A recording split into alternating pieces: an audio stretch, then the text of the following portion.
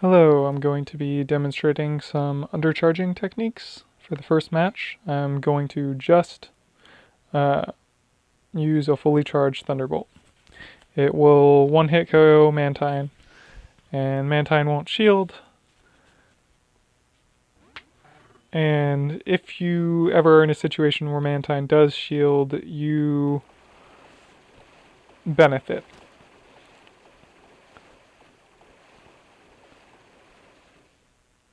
And you never shield against Mantine because it's a winning matchup.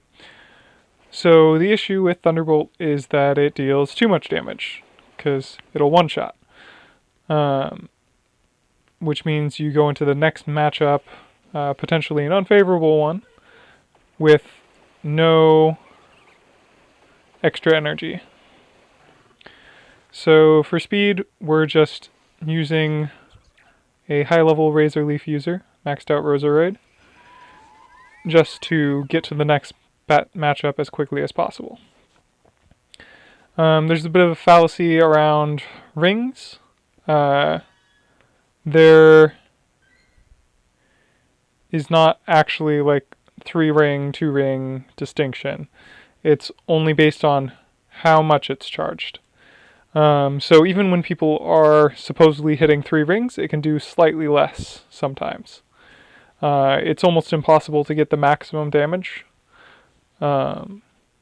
which is something I've noticed in my own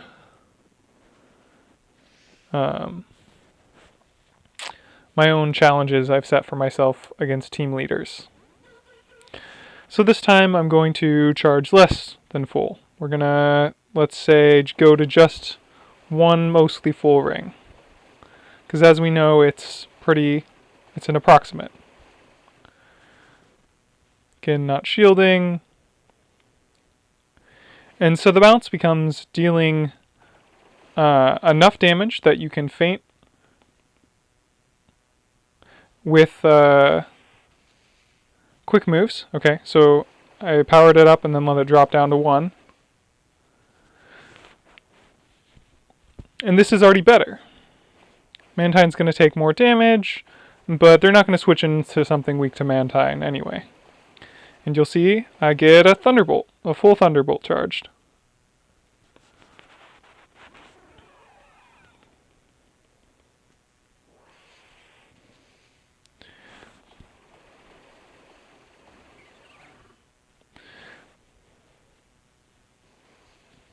So that's if I let it get to 1 ring. And now we're going to drop down just below 1 ring and see how much we can push it. I'll also do one where I charge it up like halfway to 1 ring or something like that. We'll just keep going until Mantine actually loses the matchup, because it is possible. At least to lose it with without extra energy, or without using another Thunderbolt.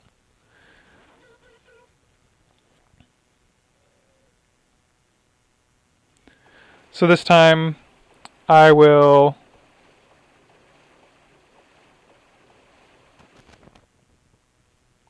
wait a little bit and then charge it and try to get it just under 1 ring.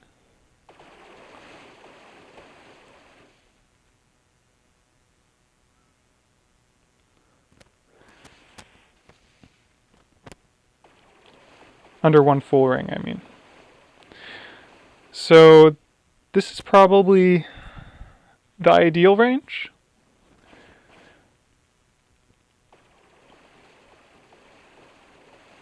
If I'm able to get to a hydro pump. And it's going to be close, but I should get enough energy to get a hydro pump off. There we go. And I was at no risk of being KO'd by Mantine. Switch in Roserade. This is a maxed out Roserade just to expedite things, and it still does a pretty significant chunk. And Roserade wouldn't be able to farm up at all, or whatever other grass type would come in. And now we're going to not charge enough. Because if you deal like much less than that, you might actually start running into issues where you can't KO the Mantine without a second charge move. And I will also do one where I KO with Thunderbolt and just overcharge a whole bunch with Water Gun, which might be viable for some people if they really don't feel comfortable. But this is a matchup that you really should capitalize on. So that was not nearly charged enough.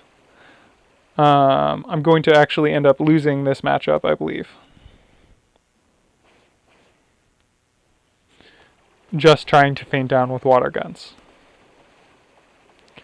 And you see I get Thunderbolt, I'm about to get Hydro Pump. That's all well and good.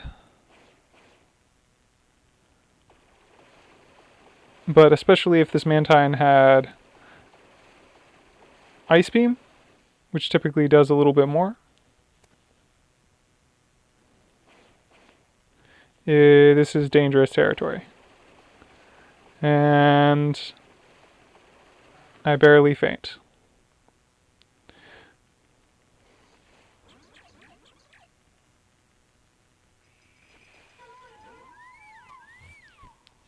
Even a level 1 can do damage. Okay, so that's not enough. Even just a little bit more than that would have barely squeaked by. And so this last one, I'm going to just completely overcharge and then fire off Thunderbolt to show like the energy differential there. So even just going to one full ring, is going to be much better than trying to farm and then KO with a fully powered Thunderbolt. Because with the fact that you can only store 100 energy and you'll have, I think it's either 55 or 60 energy for a Thunderbolt, you won't have another one charged. Even if you charge up to 100.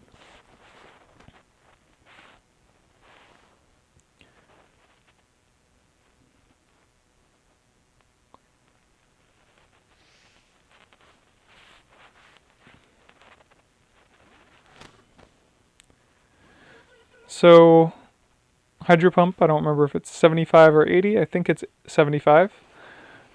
Energy, I'm going to need to go past Hydro Pump.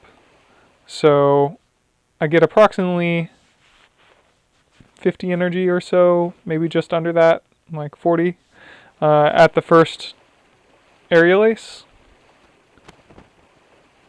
And then second Aerial Ace. So, I need to use Thunderbolt before their last Aerial Ace. I'm going to say about there is probably good. And realistically, you wouldn't be facing a maxed out Roserade. And I can just barely get to Thunderbolt, but it gives them more time to farm. And does a lot less damage than, say, Hydro Pump.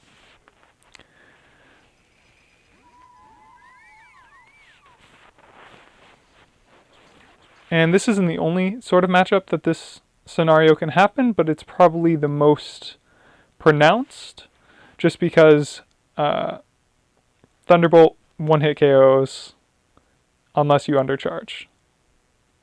And because it's a matchup where you can win. No matter what they do, no shielding, and it can turn a large...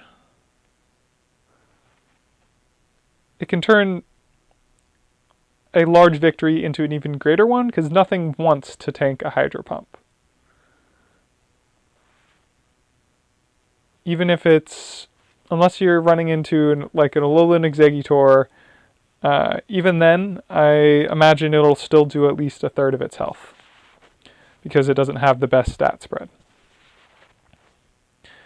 I just wanted to illustrate this mechanic that you can't really see on Sims because it always assumes maximum charge, which actually might be something problematic, and I'll be doing a little bit more research into like undercharging even when you think you're tapping all the way, because I encountered a matchup where I should not have been able to get to a third charge move, but I was.